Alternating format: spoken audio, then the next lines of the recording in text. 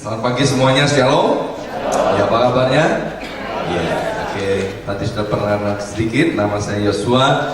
Saya datang dengan istri saya, dan istri saya lebih suka dipanggil sebagai Ibu Yongki katanya ya. Jadi kalau tanya namanya Ibu Yongki. Ya. Mungkin bisa bangkit berdiri sedikit ya. Nah, teman-teman saya, saudara, dia panggil Ibu Yongki ini adalah seorang wanita yang berhati emas ya. Nanti kalau ada kesempatan kita akan dengar kesaksian bagaimana nama Tuhan akan dipermuliakan. Mari kita buka Alkitab kita dari 1 Korintus 7 ayat yang ke-28. Saya dulu banyak rambutnya, saudara ya. Sejak saya pindah di New York, maka saya pikir digundul lebih bagus ya. Satu kali teman saya bilang begini, Pak, itu kalau orang botak di depan itu adalah orang pandai ya. Kalau botaknya hanya di tengah itu pemikir. Nah, kalau seperti saya botak dari depan sampai belakang ini orang jenius, saudara. Satu kali saya diundang untuk acara ulang tahun anak-anak. Sementara saya nunggu giliran saya untuk khotbah, saudara. Tiba-tiba ada seorang anak ambil kursi tanpa saya sadari. Kemudian dia ada di belakang saya, dia naik di atas kursi itu, dan dia kemudian, kata orang Surabaya, opok-opok kepala saya. Dia bilang begini, rambutmu ini kemana? Kamu ini gak pakai rambut, jelek banget katanya. Maka itu jangan digundul, saudara ya, biar saya aja yang gundul. 1 Korintus 7 ayat yang ke-28. Tetapi kalau engkau kawin, engkau tidak berdosa. Dan kalau seorang gadis kawin, ia tidak berbuat dosa. Tetapi orang-orang yang demikian akan ditimpa kesusahan badani, dan aku mau menghindarkan kamu dari kesusahan itu. Nah, saya minta kita akan baca dari terjemahan bahasa Inggrisnya, NIV, mungkin sudah disiapkan ya. Pagi ini, saudara, saya akan sharing tentang keluarga. Tadi pagi saya janji bahwa siang dan sore saya akan khotbah tentang keluarga. Tapi tadi terinspirasi dengan apa yang disampaikan oleh Pastor Esra Stopo tentang bilioner. Ya, mungkin sore ini saya akan mendahului Pastor Esra, saya akan bicara tentang bilioner. Ya, pastikan sudah hadir pada sore hari ini. But if you do marry, you have not sinned. And if a virgin marries, she has not sinned. Perhatikan ini, saudara. But those who marry will face many troubles. Bersama saya katakan many troubles. 2, 3. Many troubles in this life, and I want to spare you this. Nah, saudara, satu kali ada seorang suami, dia bilang begini kepada istrinya, Mi, kalau papi ini kawin lagi, boleh nggak sih? Kemudian istrinya bilang begini, oh boleh, Mi, tapi ada syaratnya. Kemudian suaminya tanya, apa syaratnya? Syaratnya gini, Pi, asal papi belajar grammar bahasa Inggris lebih dulu, ya, belajar grammar bahasa Inggris yang baik dan benar. Suaminya bilang, baik. Caranya gimana? Istrinya bilang begini, kalau satu mobil itu bahasa Inggrisnya one car, ya, satu mobil one car. Kemudian kalau 2 mobil itu two cars, ya, ada S-nya belakangnya ya, two cars. Kemudian suaminya bilang, oh gampang kalau gitu. Berarti belakangnya cuma tambah S kan? Ya bener, kata istrinya. Kemudian istrinya bilang begini, itu persis sama papi. Maksudnya apa? Kata suaminya, iya, kalau papi punya istri 1, papi itu mampu. Ya, kalau papi punya istri 2, belakangnya tambah S, mampus. Saudara, di dalam NIV tadi dikatakan begini, bahwa kalau kita menikah, kalau kita kawin, saudara, kita akan menghadapi many troubles. Artinya, ketika kita masuk dalam pernikahan, kita akan menghadapi banyak masalah. Alkitab tidak pernah berjanji kalau kita menikah kemudian kita tidak mengalami masalah di dalam kehidupan.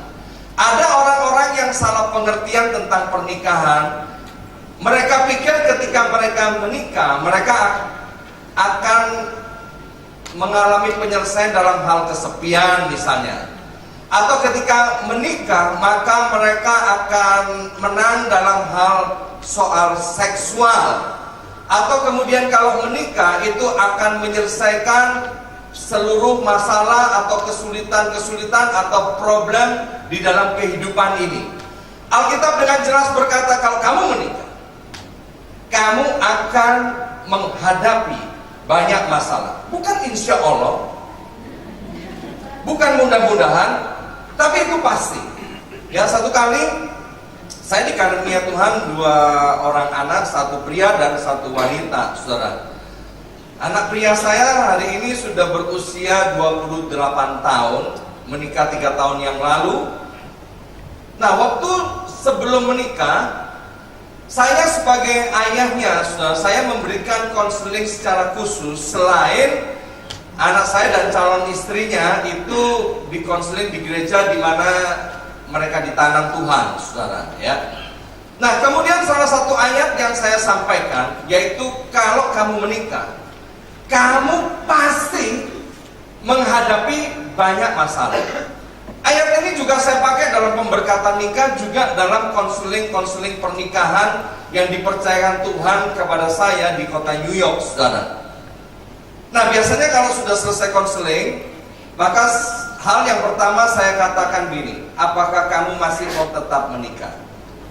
Ya kan? Biasanya kalau belum menikah, mereka jawabannya udah kebelet nikah, ya kan? Mereka bilang ya mau menikah. Pokoknya kawin, pokoknya kawin.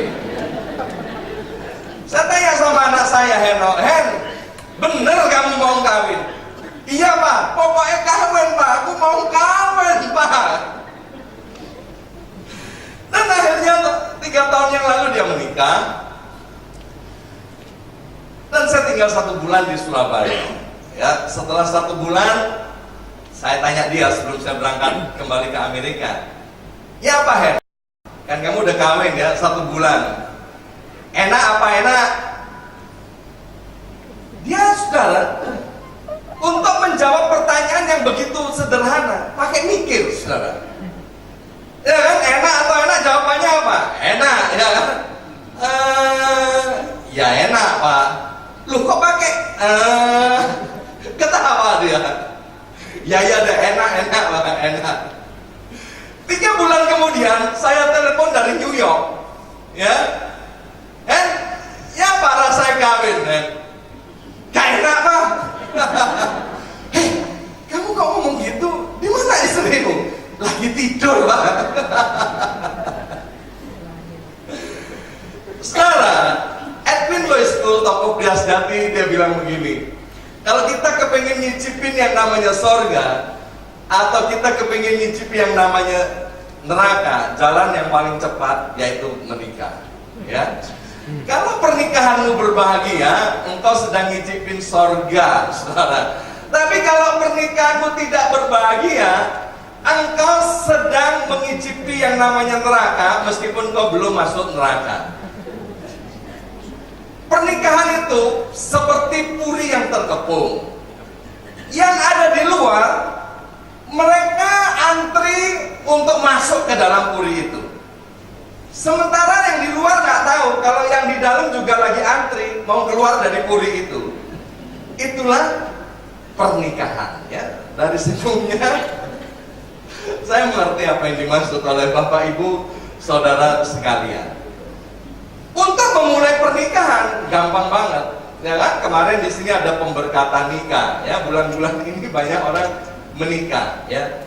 Tapi satu hal yang sering saya perhatikan, untuk sebuah acara resepsi pernikahan yang mungkin 3 atau sampai 4 jam, mereka mempersiapkan diri sedemikian rupa, ya, sampai stres dan lain sebagainya.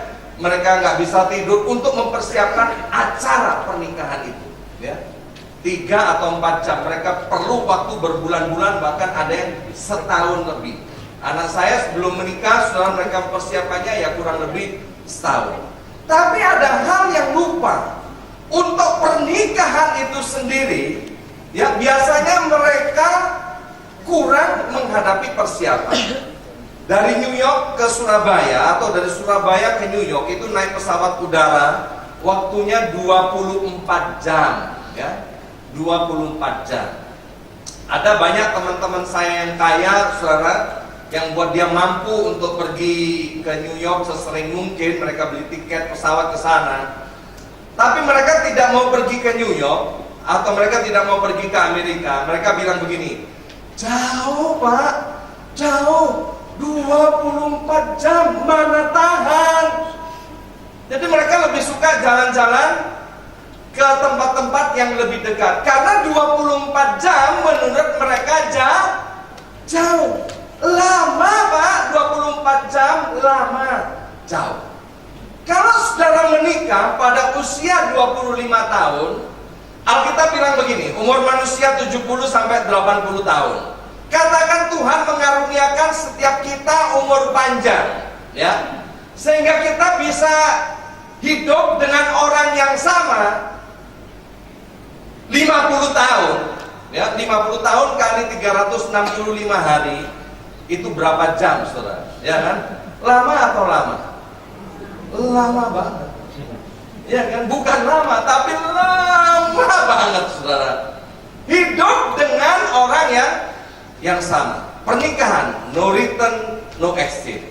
Tidak bisa ditukar, apalagi barang yang sudah dipakai tidak bisa dikembalikan. Ya, di New York, saudara, department store, ya kita beruntung tinggal di luar negeri. Itu ada polisi, ada aturan-aturan. Baju yang sudah dibeli, saudara, bahkan sudah dipakai. Ada beberapa orang nakal, saudara, ya itu labelnya disembunyiin, kemudian dipakai, kemudian kotrek-kotrek di Facebook, upload dan lain sebagainya. Setelah itu dikembalikan, boleh, saudara. Di New York boleh dikembalikan dan ditukar, saudara. Tapi untuk pernikahan, ya, tidak bisa ditukar, apalagi dikembalikan. Barang yang sudah dibeli tidak bisa ditukar dan tidak bisa dikembalikan. Itulah yang namanya pernikahan. Nah, saudara, ketika mereka masuk dalam pernikahan dan kemudian mereka kaget, maka ada beberapa pilihan di dalam kehidupan mereka. Yang pertama, yaitu mereka keluar dari pernikahan itu, atau namanya cerai. Sebelum saya berangkat ke Amerika, saya dipercaya untuk mengasuh acara radio Pria Sejati setiap hari Rabu jam 10 malam sampai jam 12. Saya bersama istri saya mengasuh acara itu, saudara. Kemudian satu kali ada seorang pemirsa, dia bilang, Pak, saya kepingin ketemu.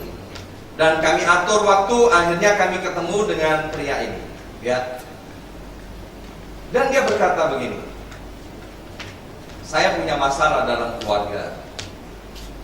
Saya tanya, sudah berapa lama kamu menikah? Dia tunjukin angka 3, saudara. Ya, karena dia masih muda, nggak mungkin saya tanya begini, kamu udah 30 tahun menikah ya? Enggak, ya kan? Karena angkanya 3, saudara. Kemudian pertanyaan saya begini, kamu udah menikah 3 tahun? Oh tidak Pak, belum 3 tahun. Kalau gitu kamu menikah 3 bulan dong. Oh bukan Pak, bukan 3 bulan. Kalau bukan 3 bulan kira-kira 3 apa? Ya kan? Kira-kira 3 apa?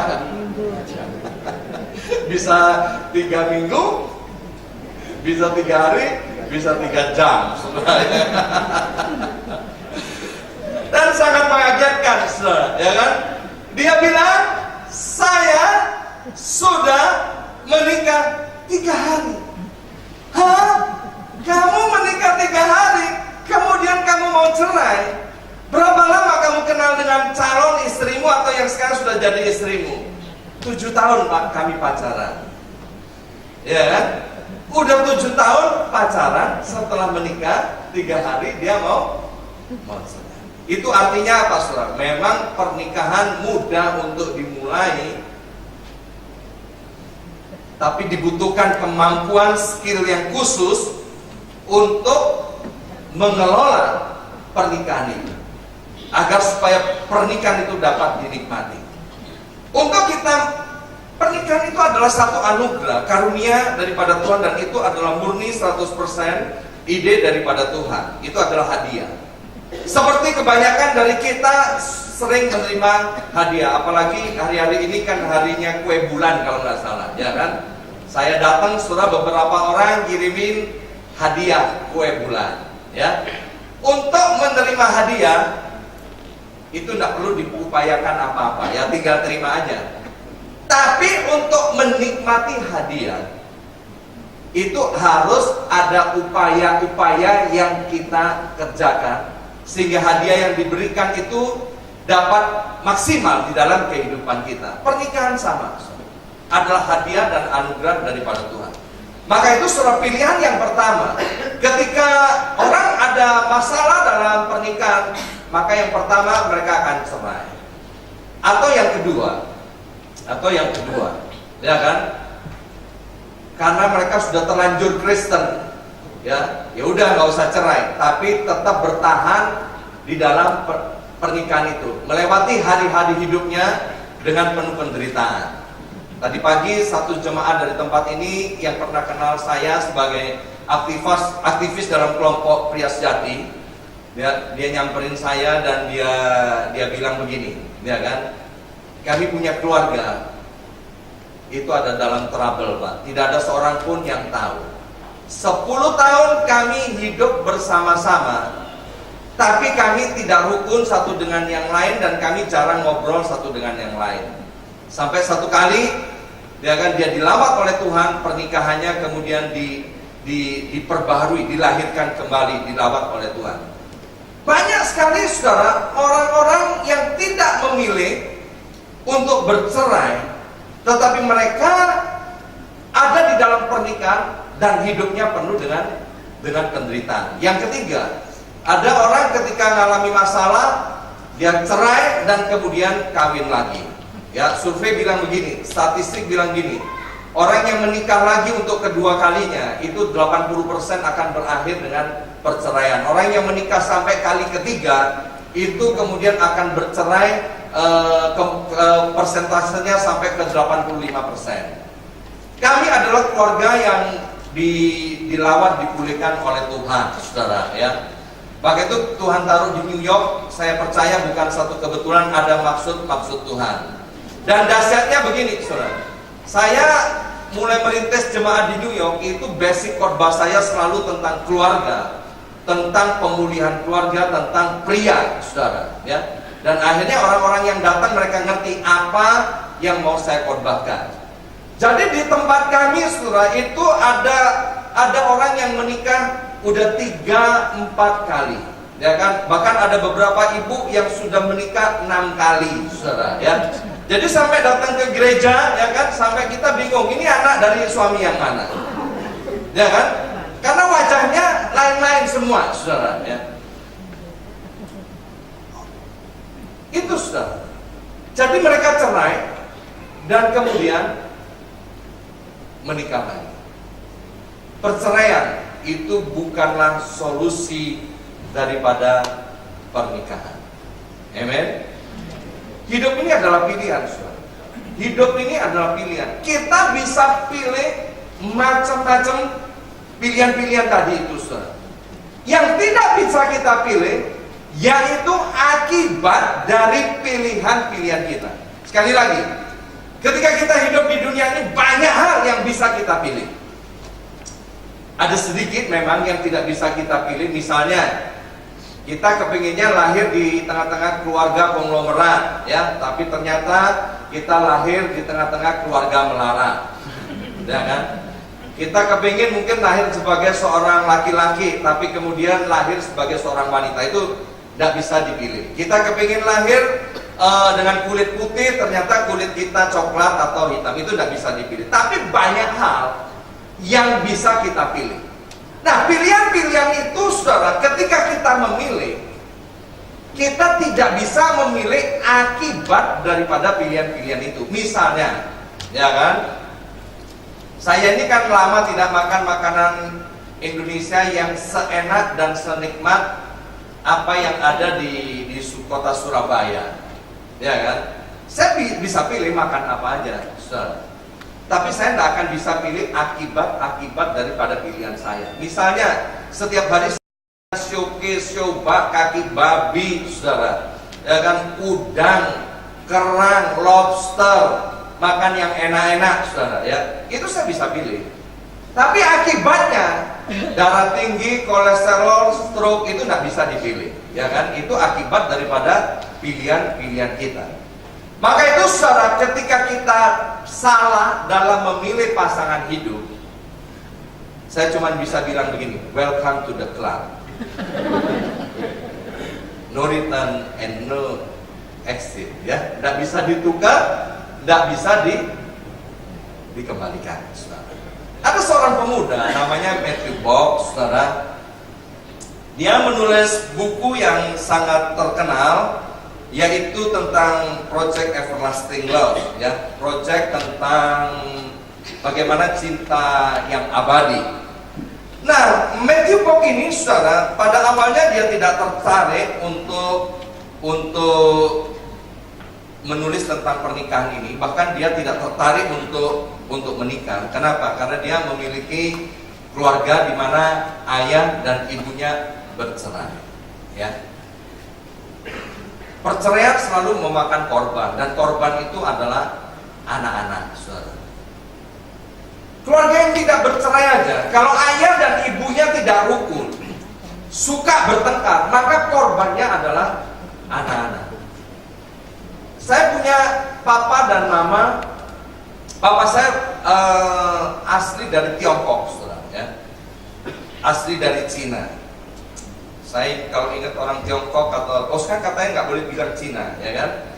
Nah, ayah saya asli dari Tiongkok. Dia umur 13, dia kemudian ada di Indonesia. Nah, kalau saya ingat dengan orang Tiongkok, satu kali, saudara, ya, ada ence-ence, ya, dia lahiran Tiongkok, dia kepingin menjadi warga negara Indonesia. Maka ence ini harus ngadepin ujian, ya, ujian. Salah satu ujiannya yaitu nyanyi Indonesia Raya. Cek, sekarang kamu nyanyi lagu Indonesia Raya. Cek nyanyi, saudara, ya kan? Indonesia, tanah air lu, tumpah darah ibu lu. Di sanalah lu berdiri, jadi pandu ibu lu. Yang muji bilang begini, Cek, salah nyanyinya, diulang. Oh, enggak salah. Uwe nyanyi ini udah betul, ya kan? Karena Uwe belum jadi warga negara Indonesia, ya kan? Jadi belum tanah air Uwe, itu tanah air lu. Oh, bener juga sih, Cek, ya kan? Akhirnya saudara Cek ini dinyatakan lulus, ya kan? Oke, dah Cek lulus. Sekarang Cek ngisi formulir, ya. Ini formulir ganti nama. Wah, Ence ini bingung, saudara, ya kan? Namanya kan Cui Lanseng, ya kan? Nah, sekarang dia harus ganti nama Indonesia. Nama apa yang harus dia pilih? Bingung ya? Dan kemudian dia bilang gini, Pak, ya gue ini bingung, ya kan? Kalau harus ganti nama apa, ya tolonglah Bapak kan, kasih gue nama lah. Kemudian bapaknya, ya udah, bapaknya pikir sebentar. Oke dah, Cek, sekarang namanya Cek, saya kasih nama Kasnowo. Wah, enciknya seneng, saudara. Oh, bagus ya, nama Kasnowo. Kemudian Ceknya tanya, Pak, arti Kasnowo apa? Oh, Kasnowo itu artinya bekas Cino jadi Jowo. Oh, ya. Rupanya itu mulai diisi oleh Cek. Kasnowo. Kemudian formulir dikembalikan kepada petugas. Ganti petugasnya kaget. Karena Ence ini namanya bukan lagi ditulis Kasnowo, tapi Kasnowo Diponegoro. Bapaknya tanya, loh, kamu emangnya ada hubungan apa dengan Diponegoro? Ence-nya bilang nggak ada, ya kan? Loh, artinya apa? Oh, artinya gini loh, Kasnowo Diponegoro bekas Cino jadi Jawa dipeksa negara.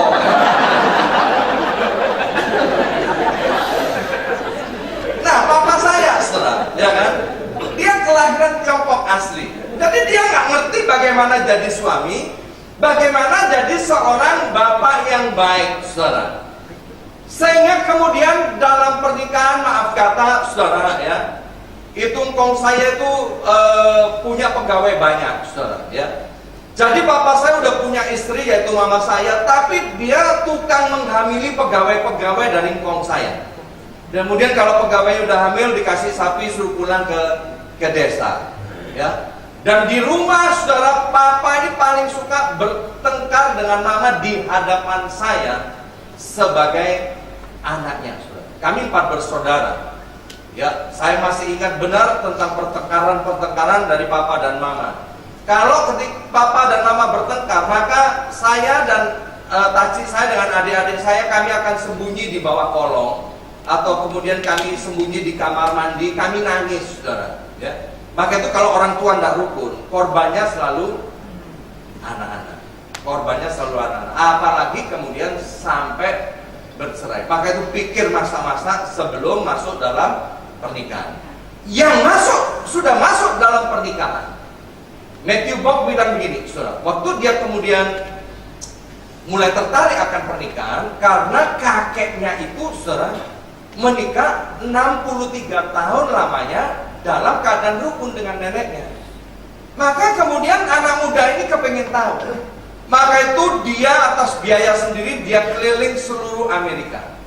Ya, dia habiskan waktu bertahun-tahun untuk kemudian menyelidiki bagaimana pernikahan itu kok bisa langgeng dan berbahagia. Bukan hanya langgeng, tapi langgeng dan berbahagia. Ya kan?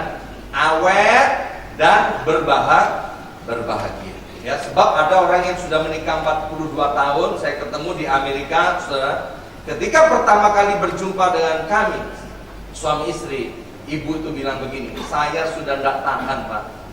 Terus saya tanya, berapa tahun kamu menikah? 42 tahun.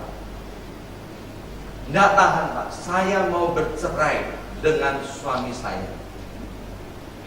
Nah, Matthew Bock, dia keliling dan dia tentukan surveinya, bahwa yang dia survei yaitu orang-orang yang sudah menikah paling sedikit 40 tahun. Yang kemudian yang kedua, mereka secara jujur harus berani mengatakan bahwa pernikahannya berbahagia. Jadi kalau pernikahannya tidak berbahagia, maka Matthew tidak akan mensurvei pasangan itu, saudara.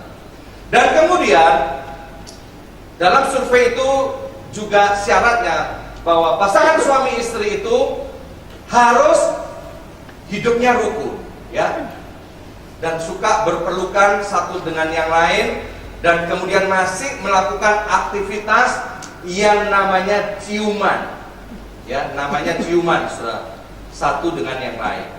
Ya, kalau sudah menikah 40 tahun, kalau menikahnya belum 40 tahun, apalagi baru setahun, gak usah ditanya, itu pasti nyosor terus. Dulu waktu saya nggak ngerti hal ini, setelah pernikahan saya sekian tahun, istri saya ini bolak-balik bilang begini, ya kan, kok pelukan aku, kok pelukan, ya kan. Dia bilang kita ini udah tua, kok pakai peluk-pelukan gaya, panas lagi. Tapi setelah pernikahan kami dilahirkan kembali, kami ngerti tentang arti daripada pernikahan itu. Sampai hari ini, saudara, bukan hanya sekedar pelak-peluk, saudara, ya kan, gendong-gendongan tiap hari, saudara. Amen. Nah, nanti saudara akan tahu bagaimana rahasianya, ya kan. Nah, Matthew Bock, setelah dia mensurvei sekian ratus pasangan yang rukun, yang berbahagia dan dapat menikmati pernikahan, maka hal pertama yang didapat begini, saudara, bahwa mereka mengeluarkan dari hati dan pikiran mereka yaitu kata perceraian. Bersama saya katakan perceraian. 2, 3, perceraian. Ya, itu mereka buang jauh-jauh dari pikiran dan hatinya. Sehingga di dalam kamus pasangan suami istri yang berbahagia ini tidak ada kata yang namanya perceraian. Ya, saudara bisa bayangkan komputer, ya. Komputer itu kita bisa panggil apa saja karena datanya di input di dalamnya. Kalau datanya nggak di input, nah maka dipanggil nggak bisa keluar. Jadi misalnya saya berkata pada siang ini, coba tolong bayangkan yang namanya kates, buah kates. Ya, saudara bisa bayangkan buah kates semua? Ada yang nggak tahu kates? Tahu ya, semua kates. Oke. Kenapa saudara ketika saya berkata kates, saudara bisa bayangkan kates? Karena itu ada di dalam pikiran dan hati saudara. Kemudian kalau saya berkata buah apel, ya bisa bayangkan buah apel? Oke, semuanya bisa, ya kan? Kalau saya bilang begini, sekarang bayangkan buah yang namanya buah semolokoto, coba. Ada yang bisa kasih tahu saya buah semolokoto? Kayak apa bentuknya? Ya kan? Saudara nggak pernah lihat kan? Jangan saudara, saya juga nggak pernah lihat. Kata perceraian ketika di-delete, dikeluarkan dari pikiran dan hati saudara, maka ketika ada masalah dalam kehidupan pernikahan, maka mereka tidak akan lari ke satu pintu yang namanya perceraian. Kenapa? Mereka tidak menemukan pintu itu dan mereka tidak mengerti apa itu arti kata perceraian. Yang kedua, ketika mereka ada masalah dalam pernikahan mereka mengambil keputusan bukan untuk keluar dari pernikahan itu. Mereka ambil keputusan bukan tetap jalan dengan penuh penderitaan dalam pernikahan itu, tapi mereka ambil keputusan berupaya agar pernikahan itu bisa dipulihkan dan mereka bisa mengalami kehidupan pernikahan yang berbahagia. Beberapa tahun yang lalu saya jatuh di dalam dosa yang namanya perzinahan, perselingkuhan. Saya sebagai seorang yang mengenal Tuhan, orang yang melayani Tuhan, saudara. Kemudian saya selingkuh dengan teman baik daripada istri saya. Anak-anak saya panggil selingkuhan saya ini mami, saudara. Karena itu memang teman baik daripada istri saya. Kalau istri saya sakit, saudara, atau selingkuhan saya pada waktu masih teman istri saya ya. Jadi kalau sakit mereka saling kerok satu dengan yang lain, saling bantu satu dengan yang lain. Saudara bisa bayangkan betapa pahitnya, betapa getirnya hati daripada istri saya. Mungkin ada baiknya kita dengar sendiri. Tolong saya minta satu mic lagi. Saya undang Ibu Yongki bisa maju ke depan. Ya, beri tepuk tangan Ibu Yongki.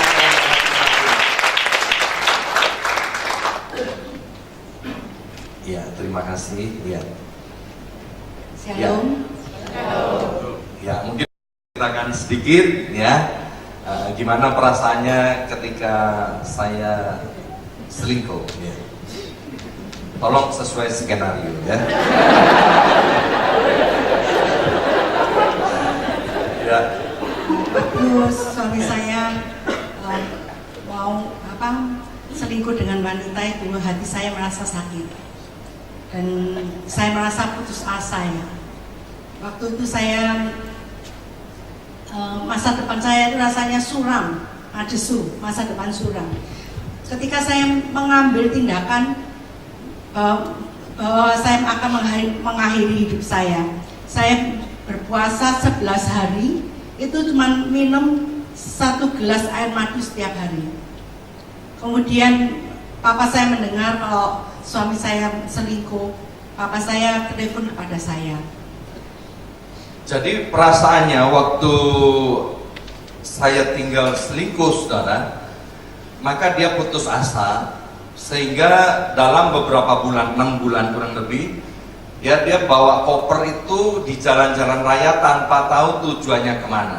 Ya, orang Surabaya bilang gini, rodok sinting saudara ya. Tapi jangan khawatir, dia hari ini nggak sinting saudara ya. Ya, kemudian papa yang telepon. Setelah papa telepon mengatakan, kamu jangan seperti itu, jaga tubuhmu, suaminya kamu pasti kembali. Lihat ke depan, ketika kamu bisa menjaga tubuhmu sehat, nanti kalau suamimu kembali kepada kamu bisa menikmati. Dan anak saya pun yang besar datang kepada saya, katakan, mama jangan mati, butuh mama. Di sana saya bangkit kembali, saya datang kepada Tuhan.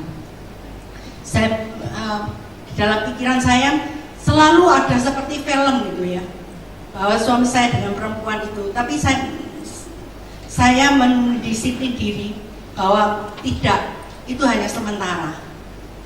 Karena rancangan Tuhan bagi keluarga saya bukan rancangan kecelakaan, tapi masa depan yang penuh dengan pengharapan. Tepuk tangan untuk Tuhan kita. Nah, mungkin bisa ceritakan upaya-upaya bagaimana supaya keluarga kita ini dipulihkan kembali. Setelah saya mendekatkan diri kepada Tuhan, ada hikmat yang Tuhan berikan kepada saya. Saya membawa anak-anak saya untuk berdoa kepada Tuhan, untuk mengampuni ayahnya. Dan setiap hari saya bersama anak-anak berdoa untuk mengampuni suami saya dan untuk memberkati suami saya, sehingga dipersatukan kembali di dalam satu rumah. Nah, ini sudah lihat ya. Jadi ketika dalam keadaan yang tidak baik, istri dan anak-anak dikhianati, saudara.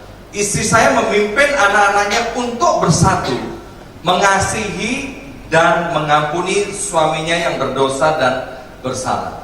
Saya sering ketemu dengan keluarga, ketika terjadi pengkhianatan seperti ini, maka yang dikhianati bersatu dengan anak-anaknya, bukan mengampuni, tapi memusuhi. Ya, itu saya lihat di mana-mana. Itu tidak terjadi dengan Ibu Yongki. Demikian juga waktu suami saya kembali ke rumah, anak-anak saya suruh datangi papanya untuk bermain dengan suami saya. Karena kalau saya dekat sama suami saya tidak mau. Saya pegang gini aja, tangannya sudah dibuang. Dan saya minta peluk, selalu minta peluk. Waktu saya memeluk suami saya,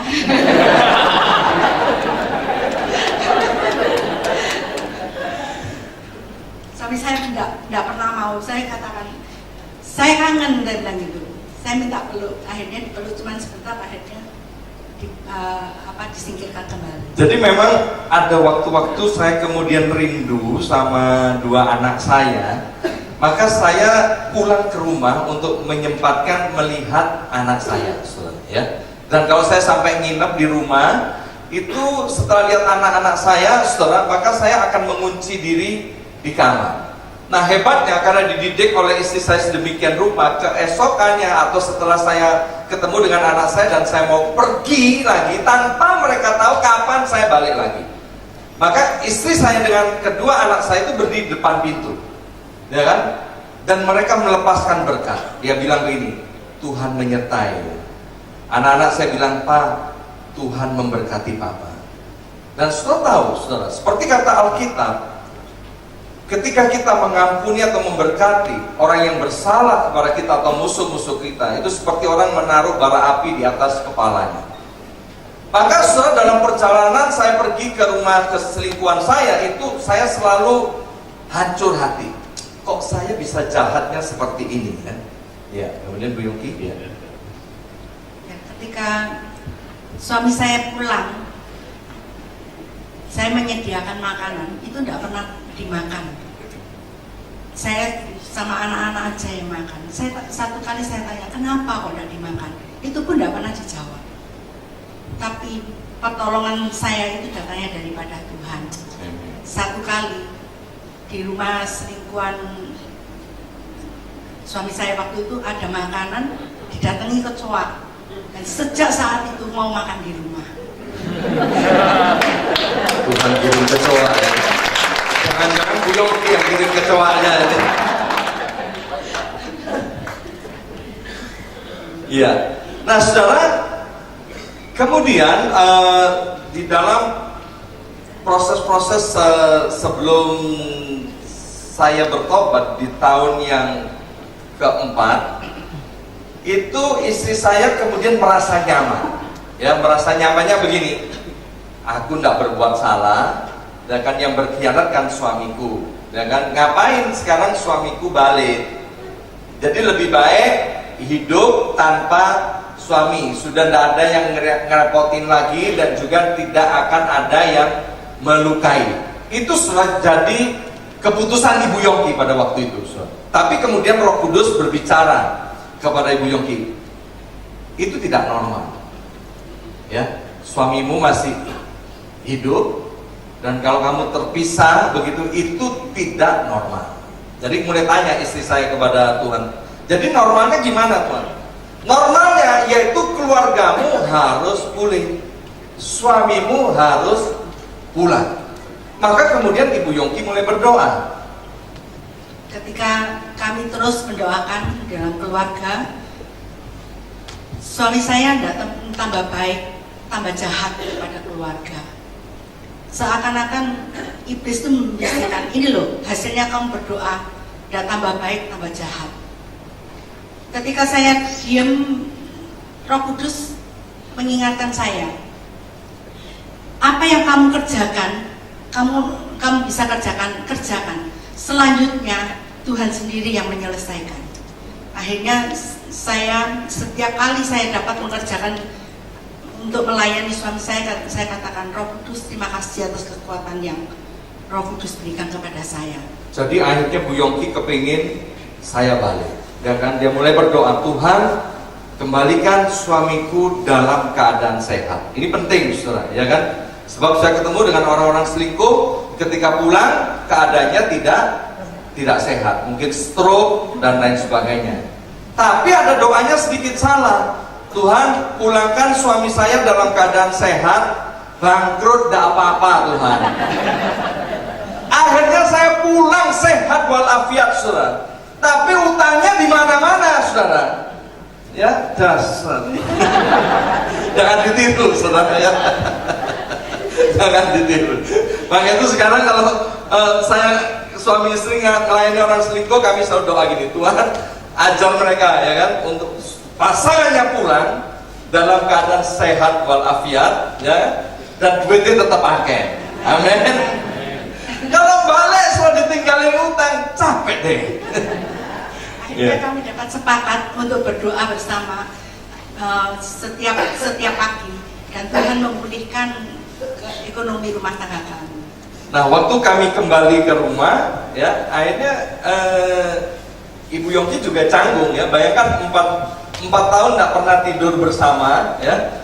Jadi seperti orang asing, saudara, ya. Tapi kami berdua berani untuk ambil tindakan, mengupayakan bagaimana keluarga ini berbahagia. Ya, ada pepatah bilang begini, bukan karena titik, ya, adanya tinta. Ya, bukan karena titik terus ada tinta, tapi karena ada tinta maka ada titik. Bukan karena cantik itu yang menyebabkan cinta, tapi karena cinta bisa melihat istri jadi cantik.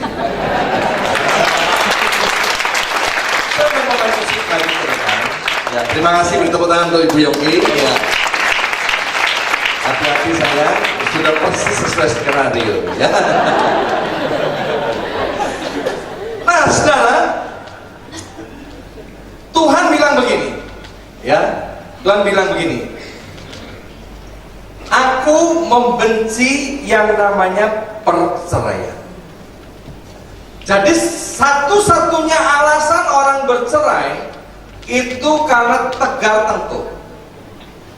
Kenapa Tuhan membenci perceraian? Karena bagi Tuhan tidak ada satu perkara yang mustahil. Amen. Orang Jawa bilang begini, watok iso diobati, watak ora iso diobati, ya kan? Watuk iso diobati, watak ora iso diobati, itu orang Jawa. Tapi di dalam Tuhan Yesus, watuk bisa diobati, watak pun bisa disembuhkan di dalam Yesus. Amin. Bertepuk tangan untuk Tuhan kita. Orang yang mati Tuhan bisa bangkitkan, Tuhan bisa hidupkan. Sebobrok apa pasangan hidupmu, serusak apapun keluarga dan rumah tanggamu, jangan pernah ambil keputusan untuk bercerai. Datang kepada Tuhan, bayar harganya, dan percayalah, kalau kami dipulihkan kehidupan pernikahan kami, dan saya sudah melihat banyak orang Keluarga-keluarga dipulihkan kehidupan pernikahan. Saya tidak tahu Bapak Ibu sedang mengalami apa, atau mungkin orang tua daripada kita sedang mengalami apa, sedang ada masalah dalam keluarga dan kehidupan mereka. Percayalah, Tuhan sanggup menjadikan semua itu baru. Tuhan sanggup menjadikan semua indah. Tuhan sanggup memulihkan keluarga dan rumah tangga kita. Mazmur 133 dikatakan, kalau engkau diam bersama dengan rukun, kalau engkau diam bersama dengan rukun, kesanalah berkat-berkat diperintahkan untuk dicurahkan. Ketika saya kembali kepada istri saya menerima dan mengampuni saya, menerima apa adanya, saudara. Kami bersama-sama memulai hidup yang baru lagi. Akhirnya Mazmur 133 digenapi. Cepat dan lambat akhirnya semua hutang-hutang itu terlunasi. Nama baik dipulihkan, saudara. Teman-teman, Tuhan kirimkan teman-teman yang lama dan teman-teman yang baru. Tuhan pulihkan semuanya menjadi baru, saudara. Sebab pernikahan itu adalah rancangan dan rencana Tuhan. Bukan untuk kita menderita, tapi Tuhan mau di dalam pernikahan itu kita dapat menikmati dan berbahagia. Mari kita bangkit berdiri, naikkan pujian.